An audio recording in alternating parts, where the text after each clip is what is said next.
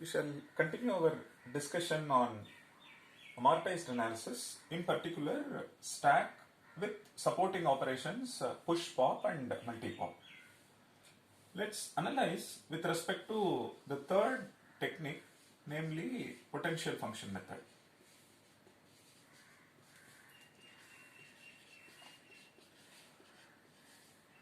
Please note, this is just an analysis, so we will not change the underlying algorithm, implementation and so on. Keeping the same algorithm, if you do classical worst case analysis, we may not get a tight bound.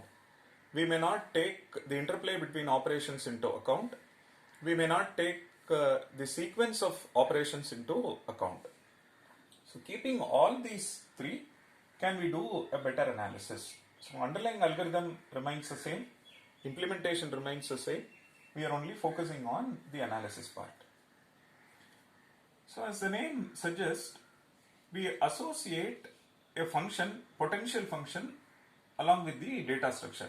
So we associate a potential function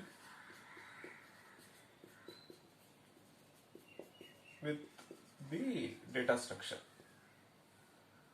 What is this? This will capture something like structure of the data structure. What possible structures are possible? It could be the number of elements, or it could be the height of, suppose the underlying data structure is a tree like structure, then height of the tree. Then if it has some specific properties, then change in property, or we capture that property. So potential function basically represents the structure of the data structure. That could be the number of elements, height of the tree, change in some specific property, or number of, if it is binomial heap, say number of elements in the root list.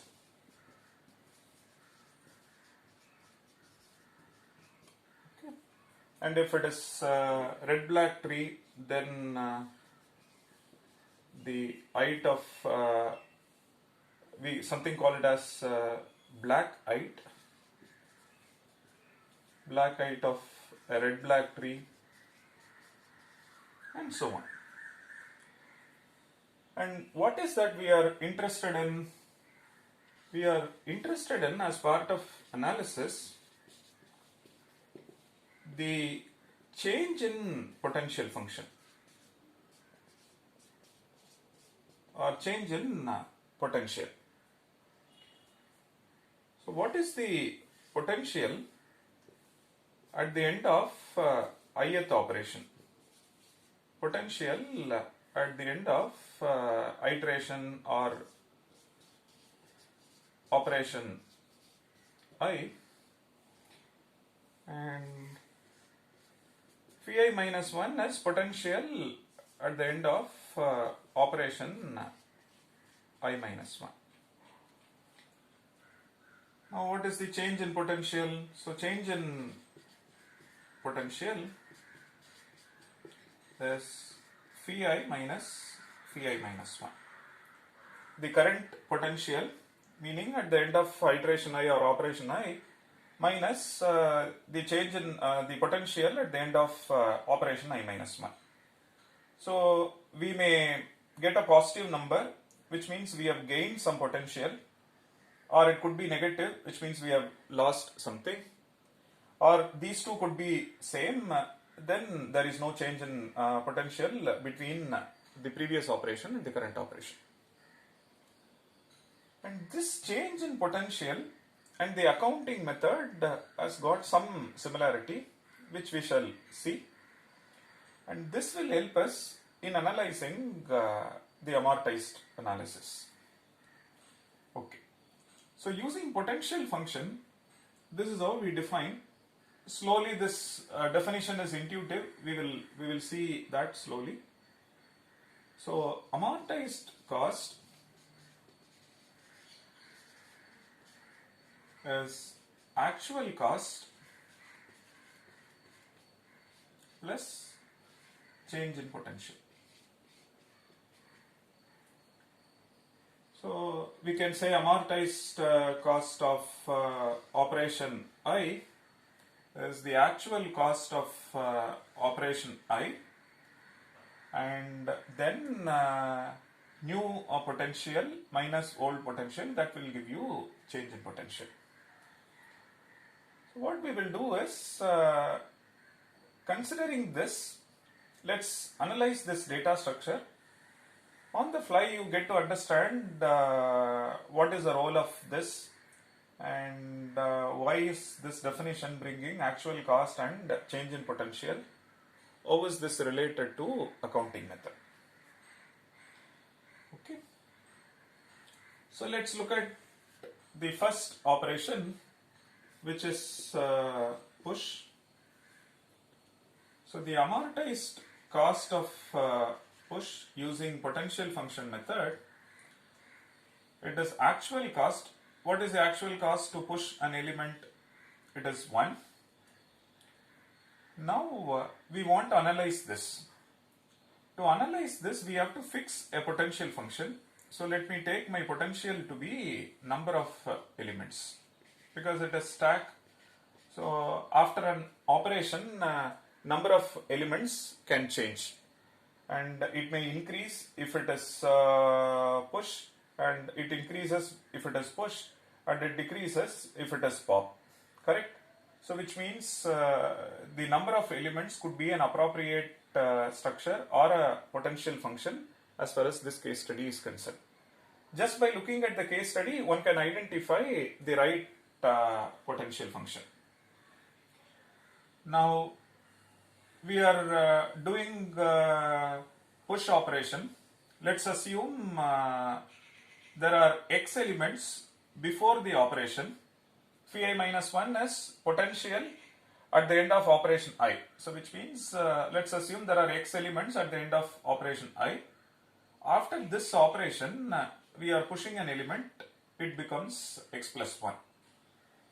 So this one is number of elements at the end of operation this, just before this. Now after we perform push, we are adding one element, so it becomes x plus 1. So on simplification we get 2. So you can see that actual cost is 1, and the change in potential is contributing 1 more, which is why we get this. Let's look at POP, and it says amortized cost of POP is actual cost is 1. To take one element out, actual cost is 1. And here again, before the operation, let's assume there are x elements. I'm not changing the potential function, same potential function for all of them. Now after we pop, it becomes x minus 1. Now on simplification, we see that it is 0 or something like 1 minus 1. So this says amortized cost of POP is 0. Let's look at the amortized cost of multi-pop. So amortized cost of multi-pop, let's assume we are taking some q elements out of the data structure. Then to take q elements out, the actual cost is q, and before the operation there will be x elements.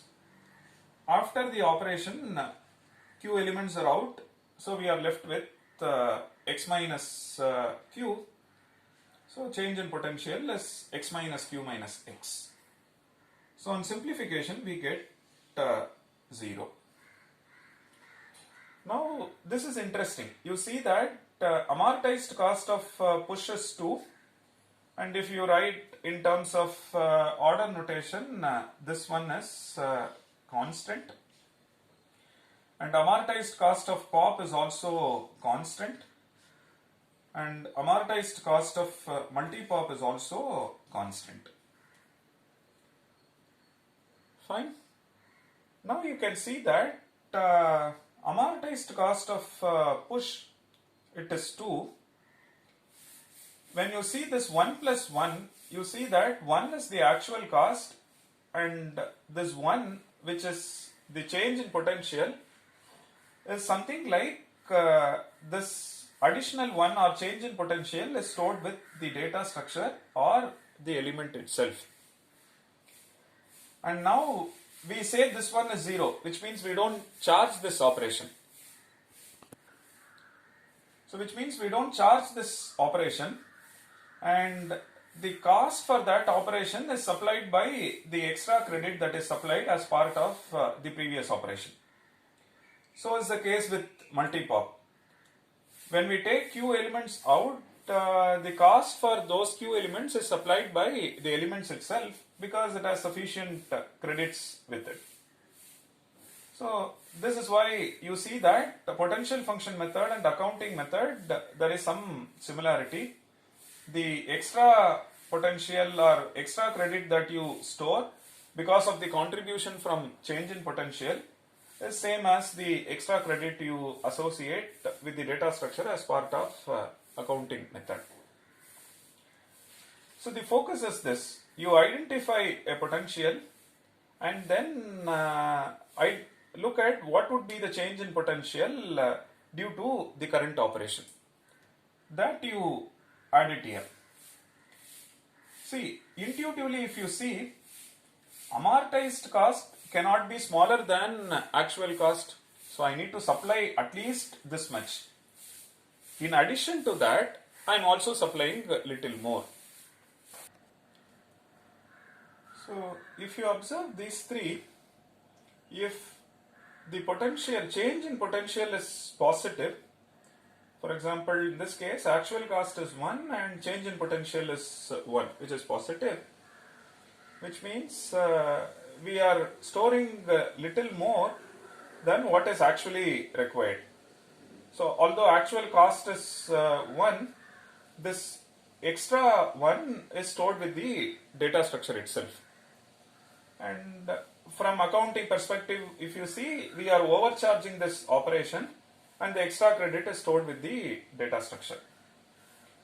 If you see, this change in potential is negative, which means from accounting perspective, if you see, we are undercharging this, or the cost of this operation is supplied by the data structure itself. So is the case with this one. When we start the task, so we call it as phi 0. This is the initial configuration or initial potential. So the initial potential to start with, it is 0. Okay. Or you can even give some constant. Let me say it is this, but usually it is 0. Then after we do, we check what is the potential with the data structure. Let me call it as, suppose we perform n operations and the potential associated with the data structure at the end of nth operation must be at least 0. This one is number of operations. So which means at the end of this, if it is positive, and which means we are still at the credit. So we are not under debt and we are still at credit, which means whatever sequence of operations we have so far carried out is perfect. Or rather, if it is not at credit, which means some of the operations you have undercharged, and for that we are unable to compensate with some other operations at a later stage. So something like it is undercharged. Why are we undercharging this? With the assumption that in this case it was charged before so one can undercharge this. In certain applications, we undercharge an operation now, but that amount will be compensated by some other operation at a later stage. But suppose that operation did not happen at all, then we run into problem. So we should ensure that at the end of the operation, the potential associated with the data structure is positive. Okay.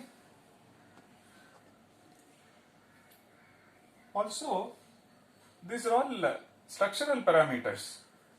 So to start with, it is Z positive. Then what is the potential after operation 1, potential after operation 2, and so on. So all of them must be positive because it is structural parameter, right? So you change, you add an element, there is a change in property. That could be height, number of elements, whatever. Change in potential can be negative. So please note, change in potential can be negative. But what we say is potential associated with the data structure at the end of ith operation, that is always positive. If that is ensured, this analysis will work fine. And when I say change in potential is negative, because that something like from accounting perspective, you see that operation is undercharged, and the charge for that is compensated by some earlier operation in the input sequence. So we have seen 3 analysis techniques under the banner amortized analysis to solve this case study. We shall look at some more case studies so that you understand this analysis in a better style. So it is important to highlight the following. If you do classical analysis for each of them, push is constant, pop is constant, this is actual cost or classical analysis. This one will tell you theta of k, and if n represents input size, say number of elements, then this one is theta of n. This would be our classical analysis. But if you look at amortized analysis or amortized cost, whether you use aggregate or accounting method or potential function method, then it says for all of them it is constant. This is what I was telling you in the beginning.